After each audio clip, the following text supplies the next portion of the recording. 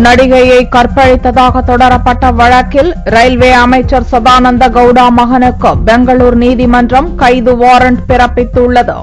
மத்திய ரயில்வே அமைச்சர் சதானந்த கவுடாவின் மகன் கார்த்திக் கவுடாவுக்கும் சுவாதி என்ற பெண்ணுக்கும் கடந்த வாரம் கர்நாடக மாநிலத்தில் திருமண நிச்சயதார்த்தம் நடந்தது.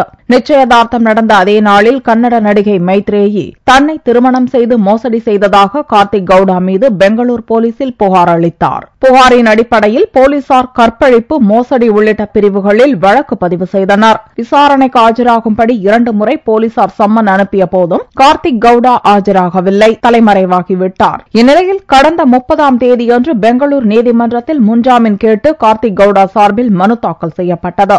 மனு மீதான விசாரணைக்கும் கார்த்திக் கவுடா ஆஜராகவில்லை. இதனால் கார்த்திக் கவுடாவை கைது செய்து ஆஜர்படுத்தும்படி போலீசாருக்கு பெங்களூர் நீதிமன்றம் உத்தரவு பிறப்பித்தது. அதோடு கார்த்திக் கவுடாவை தேடப்படும் குற்றவாளியாகவும் நீதிமன்றம் அறிவித்தது. நீதிமன்றத்தின் அதிரடி உத்தரவால் கார்த்திக் கவுடா கைது செய்யப்படும் நிலைக்கு தள்ளப்பட்டுள்ளதோடு மட்டுமின்றி சதானந்த கவுடாவுக்கும் நெருக்கடி ஏற்பட்டுள்ளது. மகன் மீதான புகாரை நிராகரித்த ரயில்வே அமைச்சர் சதானந்த கவுடா தனது நற்பெயருக்கு களங்கம் ஏற்படுத்தும் நோக்கில் நடிகை மைத்ரேயி குற்றம் சாட்டியிருப்பதாக தெரிவித்துள்ளார்.